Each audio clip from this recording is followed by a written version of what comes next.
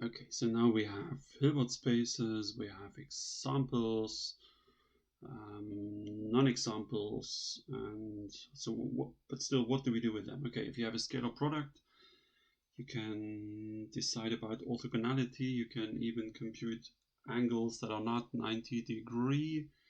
What else can you do? Well, one of the most important things you can do if you have a scalar product is orthogonal projections. Orthogonal projections.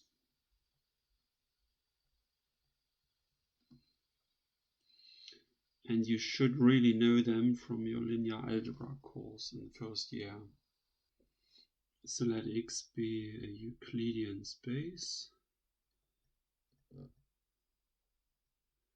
with everything that belongs to a Euclidean space, and let U be a subspace of X. So you can think of U as maybe just a plane inside the surrounding space. And suppose there is a point little x given, that's probably not in U, and you want to compute the so-called orthogonal projection, or you want to say what it is, right? So in some sort you aim for a right angle here, and as soon as you hit your plane or your subspace U, you say that's my projection P.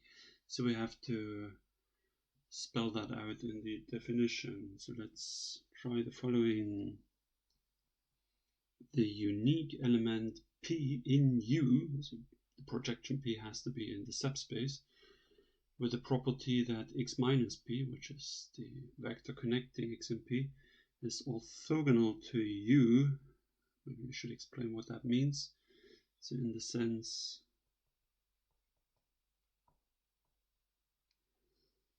that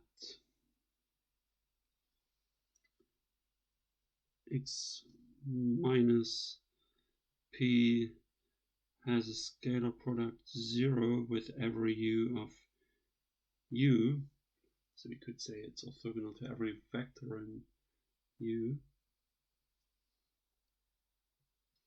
Is called the orthogonal projection of X to U. So orthogonality is hidden at this point. Every time you say the something, you have to make sure that there can be only one, so that is the word unique here. So how do we know that this P is unique? Well, as always, you just suppose there's more than one P. Let's say we have P1 and P2 both in U with X minus P1 orthogonal to U and also X minus P2 orthogonal to U. Then you can essentially copy the black line from the definition. So you could say that for every U in U, the following holds. So you start by writing P1 minus P2 and put that in scalar product with your elements U from U. And then you rewrite this P1 minus P2 in a very complicated way by just introducing X here and taking it away again. Okay, and then you can split the scalar product just like this. And then of course everything was with the aim of finding these zeros here. So you would conclude that this is 0 minus 0 and hence 0. So P1 minus P2 is orthogonal to every vector from U, but hence also orthogonal to itself because it's itself from U, being the difference of two other vectors from U,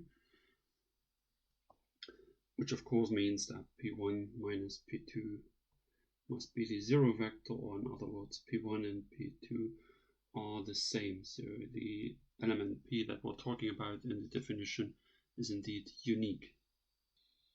Okay, and now one of the most important properties of this orthogonal projection P here, especially if your course has the word approximation in its name, is that P is the best approximation of your element X inside of the given subspace U. Best approximation meaning that it's the point of view that comes closest to X as possible.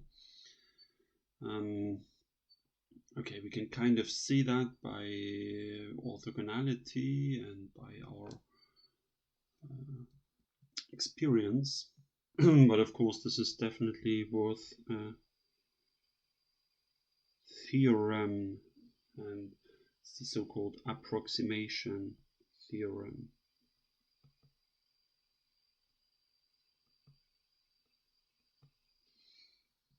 So the setting is as above. Let's not repeat everything, just like in our definition of the orthogonal projection.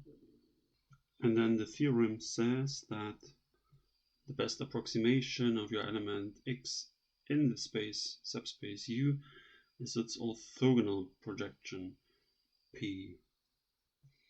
Or if you want to phrase that in a more mathematical way, then you could say that the distance from X to P is the minimum of all distances from X to U when U is running through the subspace U.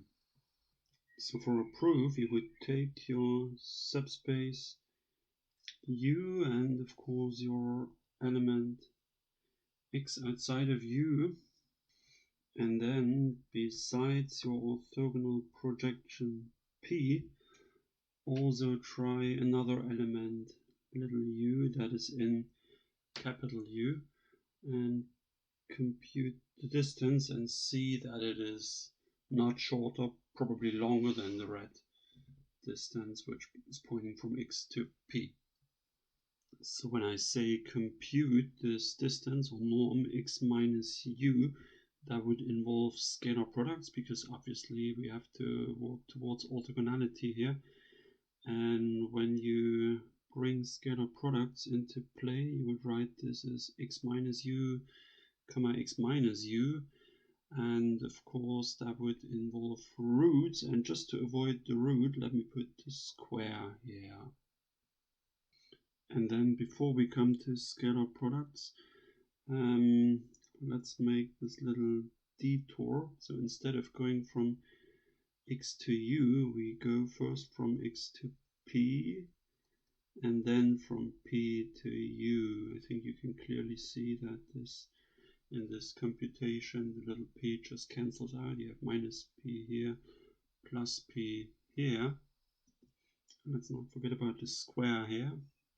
And then before we introduce the scalar products here, let's just abbreviate X minus P by N, because it's the normal component here of X with respect to U. And maybe let's also abbreviate P minus U by just another U. Let me call it U tilde, because it's certainly an element of U, being the difference of two elements of U.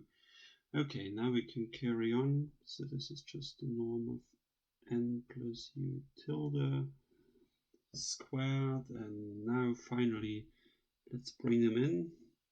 Scalar products N plus U tilde, comma N plus U tilde. If you compute it out, you get N comma N and N comma U tilde, and U tilde comma N and U tilde comma U tilde. Okay, and now here's the key moment, because this is a right angle, as we said in the definition. So n, x minus p, is orthogonal to every vector in U, so U tilde. We have 0 here and 0 here. So all that remains is n comma n, which we can abbreviate as norm of n squared, plus U tilde comma U tilde, which we can abbreviate as U tilde, norm of it squared, or instead of n we could rewrite this as x minus p, and well, let's stick to U tilde for that one. And that's the end of the proof, really. Why is it so? Well, because this norm of U tilde squared is clearly greater than or equal to 0, so we can say that this is greater than or equal to x minus p squared. And if you check where we started, so we started at norm of x minus u squared, and we ended up at norm of x minus p squared, and we are using this inequality sign in between, then you can see that indeed the length of the green vector is greater than or equal to the length of the red vector, which is exactly what we claimed. And moreover, you can see that they coincide if and only if this term here is 0, which means U tilde is 0. And when is U tilde 0? Well, if P equals U. Proof is finished. One more comment. When we moved from here via some intermediate steps to here, we essentially showed the Pythagoras theorem to hold in this rectangular triangle here. So we showed that green side squared equals red side squared plus blue side squared, and this is all we did, purely based on scalar products. Okay, so if you want to summarize this, then scalar products give you orthogonality, the notion of orthogonality, thereby orthogonal projections, and thereby simple ways to find your best approximation. Okay, and that seems crucial for this course, of course.